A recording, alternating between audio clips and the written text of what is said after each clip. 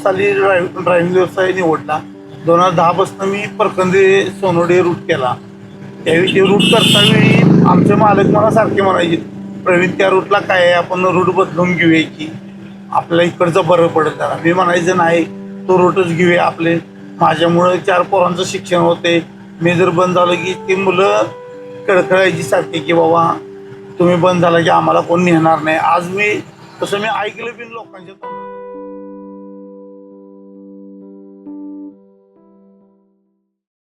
महाराष्ट्र देशातील सर्वात प्रगत राष्ट्र आहे. महाराष्ट्रात देशातील सर्वात जास्त औद्योगिक क्रांती झाली. इथं उद्योग रुजले. इथला शेतकरी प्रगत होत गेला. महाराष्ट्र मोठा आहे तो इथल्या लोकांमुळं, इथल्या कष्टकऱ्यांमुळं. इथं वेगवेगळ्या प्रकारचे उद्योग आहेत. त्यातीलच एक महत्त्वाचा उद्योग म्हणजे दुग्ध व्यवसाय. आपल्या घरी जे दूध येतं ते शेतकऱ्यांच्या गोठ्यापासून आपल्या घरी येण्यापर्यंत मोठी प्रक्रिया असते. याच प्रक्रियेचा एक भाग असतो तो म्हणजे दूध संकलक.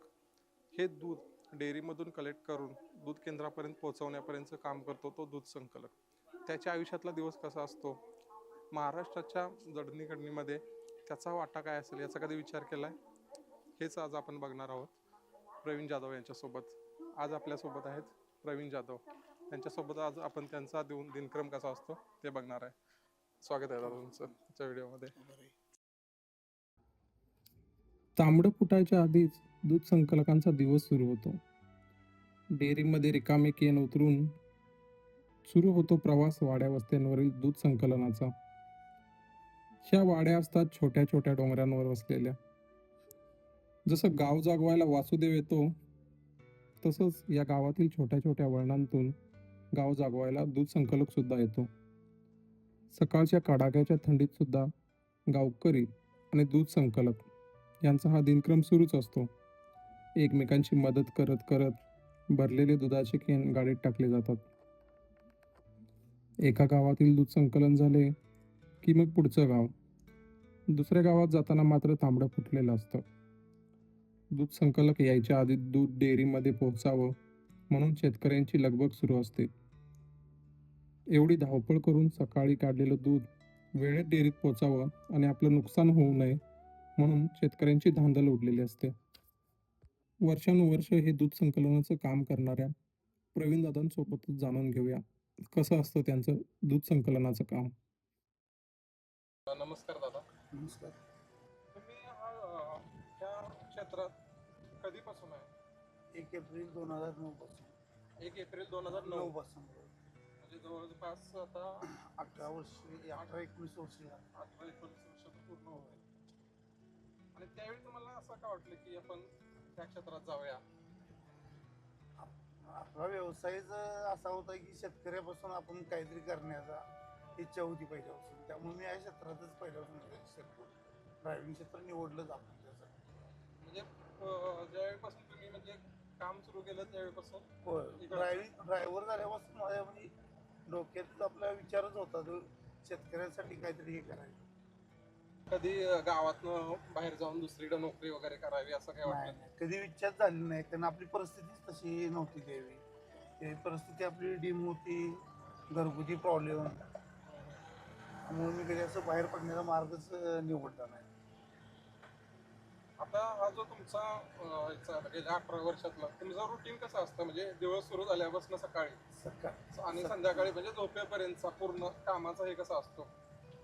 सकाळी 5 वाजल्यापासून आमचं रुटीनच चालू असतं दुधाचं. कुठले केनं टाकणे, परत 10-11 वाजेपर्यंत आपलं संकलन पूर्ण होते.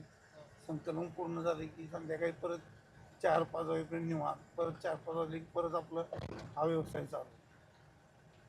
मग या आता 18 वर्षात तुमच्या किती सुट्ट्या झाल्या असतील? आता सुट्ट्या आता तशा हिशोब केला तर 18 वर्षात माझ्या 450-500 सुट्ट्या असतील. तर मला आठवते की मी गावची यात्रा सगळं बघितलेली नाही. गावची यात्रा, गणपती, सणवार म्हणजे काय ह्या धंद्याला नाही. एक प्रकारे पोलिसांचं आणि आमचं रुटीन एकसारखंच.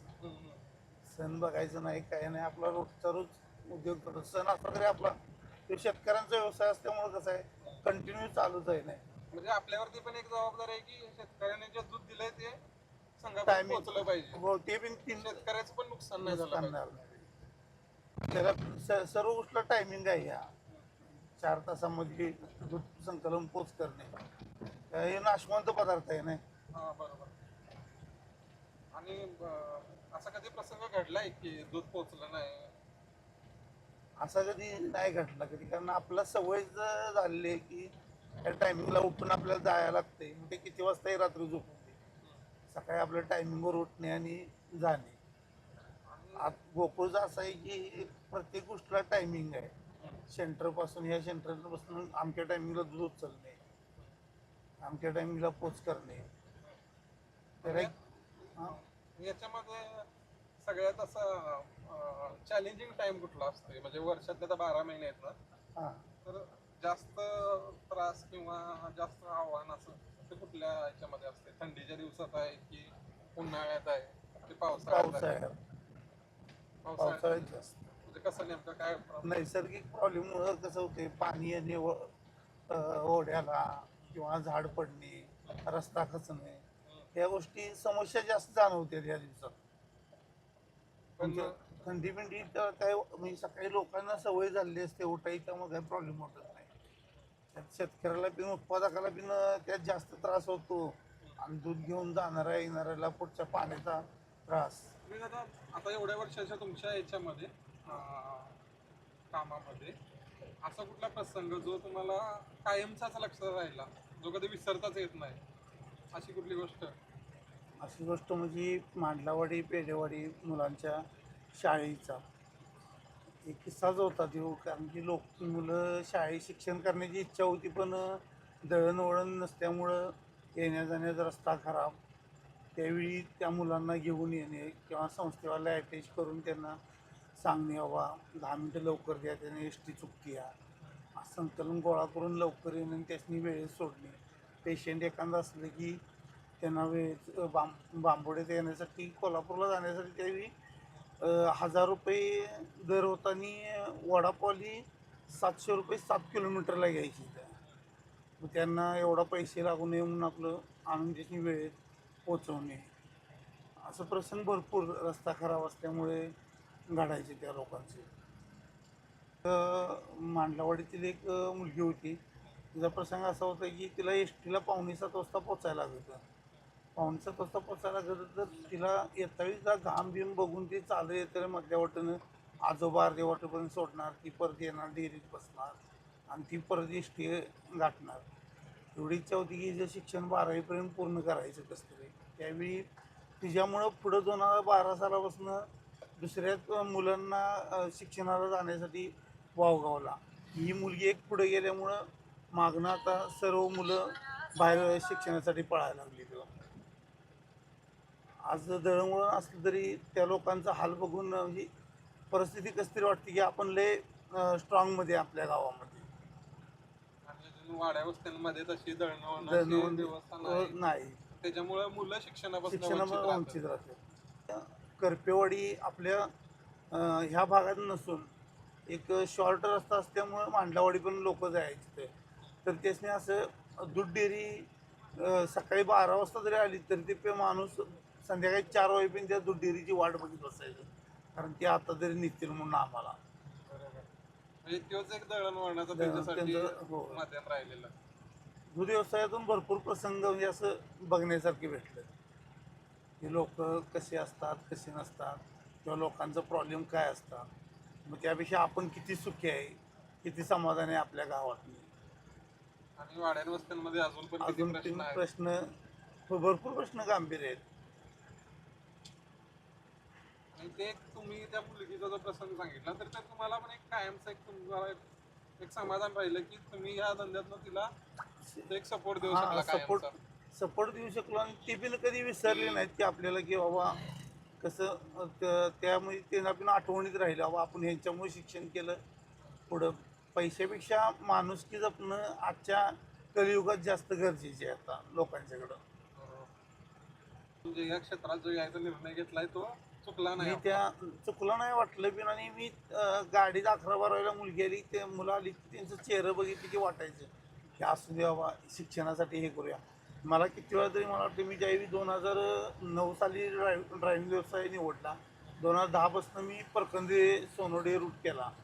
त्यावेळी ते रूट करतावेळी आमचे मालक मला सारखे म्हणायचे, प्रवीण त्या रूटला काय आहे, आपण रूट बदलून घेऊया की आपल्याला इकडचं बरं पडेल जरा. मी म्हणायचं नाही, तो रूटच घेऊया. आपले माझ्यामुळं 4 पोरांचं शिक्षण होते. मी जर बंद झालं की ती मुलं कळकळायची सारखी की बाबा तुम्ही बंद झाला की आम्हाला कोण नेणार नाही. आज मी तसं मी ऐकलं बी लोकांच्या तोंडातून की बाबा आपण बंद झाल्यामुळं भरपूर लोकांच्या समस्या मागं राहिल्या. जी इच्छा होती ती इच्छापासून लांब राहिली. दुसरी आर्मीमध्ये पोलीसमध्ये भरती करणारी मुलं सकट माझ्यासोबत भरपूर म्हणजे महत्वाचं काय आहे की जी सरकारची जी दळणवळणाची व्यवस्था आहे जी आपली असते त्याची ठराविक टाईम असतं आणि ती गाड्या जे डोंगरांखालची जी गाव आहेत तिथपर्यंत जातात. जे एकदम बरोबर. वरती वाड्या वस्त्यांवरती जी गाव आहेत वाडे आहेत तिथे एकदम छोटे रस्ते तिथं त्या जात नाहीत आणि तिथं वडापची पण जास्त सोय नाही सोय आहे. नाही. त्यामुळं जे दूध संकलन करणाऱ्यांचा तिथे एक लय महत्वाचा रोल आहे की त्यांनी तिथल्या मुलांना शाळेत जायला किंवा इतर त्यांची काही बाजारला वगैरे त्यांना तो एक आधार आधार आहे, होता. अजून पण आहे की हा आपल्याला डेअरीला आणि डेअरीतनं जाता येईल. जाता येईल. कारण इथं आम्ही आता व्हिडिओ करायच्या अगोदर पण एक लेडीज होत्या, त्यांना इकडं बांबवडेला जायचं होतं, पण आपल्याला आजच्या व्हिडिओच्या याच्यामुळे त्यांना घेता नाही आलं. पण त्यांना पण माहित होतं की हा या टाइमला आज डेअरी येते. डेअरी येते या टाईमला जायचं आपण. आणि कधी तुम्हाला असा फोन पण येतो का की आज येतो की हा कधीपर्यंत येत आहे? संध्याकाळच्या वेळी तर भरपूर लोकांचा फोन येतो कोल्हापूरहून येणार आहे. प्रवीण आमच्यासाठी जरा 10 वाजेपर्यंत थांब जरा, आम्हाला गाडी नाही झाली आज. आपल्या रोडला वाहतूक कमी आहे त्यामुळं लोकांना ते समस्या जाणवतातच. 5 किलोमीटर यासाठी मग 400 रुपये 300 रुपये लोक लागतात.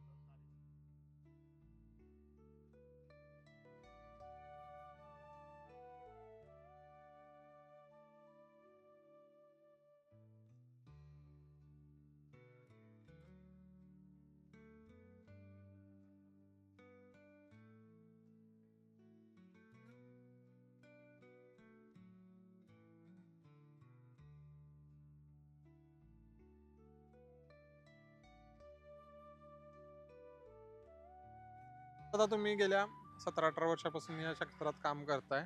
तुम्हाला जे वेगवेगळे अनुभव आले त्यावरून आपल्या तरुणांना किंवा ह्या क्षेत्रात असेल किंवा इतर कुठल्याही क्षेत्रात काम करणाऱ्या नवीन मुलांना काय संदेश द्याल तुमच्याकडनं? स्वतःचा व्यवसाय करणे एकच संदेश आहे. दुसऱ्याची चाकरी करण्यापेक्षा स्वतः या व्यवसायामध्ये गुंतून राहणे. तर मराठाच्या आजच्या व्हिडिओमध्ये आपण पाहिलं की जे शेतकऱ्यांकडून जे दूध येतं ते दूध संकलित करून दूध संकलक ते दूध कसं संकलित करतात आणि इथं दूध केंद्रापर्यंत ते कसं आणतात हे पूर्ण प्रोसेस आपण बघितली. त्या प्रोसेसमध्ये जे दूध संकलित इव्हॉल्व होतात त्यांचं जे काम असतं ते आपण प्रवीणदादांच्या माध्यमातून बघितलं. त्यांच्या माध्यमातून हे काम त्यांना समर्पित आहे, हा व्हिडिओ त्यांना समर्पित आहे जे हे काम करतात आणि इतक्या वर्षांपासून करत आलेत. असेच वेगवेगळ्या व्हिडिओमधून आपण महाराष्ट्रातले आपले जे वेगवेगळे कष्टकरी आहेत त्यांचे वेगवेगळे व्हिडिओ करणार आहे. त्यांचं जे वेगवेगळे काम आहे ते आपण व्हिडिओच्या माध्यमातून पुढे आणणार आहे. आणि या महाराष्ट्राच्या जडणघडणीमध्ये मराठी माणसाचं जे योगदान आहे, तिथल्या मातीत काम करणाऱ्या माणसाचं जे योगदान आहे ते आपल्याला सर्वांपुढे आणायचं आणि तोच ह्याच्या मागचा मेन मोठो होता. असेच वेगवेगळ्या प्रकारचे व्हिडिओ पाहत राहण्यासाठी आणि आम्हाला प्रोत्साहन देण्यासाठी व्हिडिओला लाईक करा आणि चॅनलला नक्की सबस्क्राईब करा आणि व्हिडिओला नक्की शेअर करा. भेटूया पुढच्या व्हिडिओमध्ये. धन्यवाद दादा.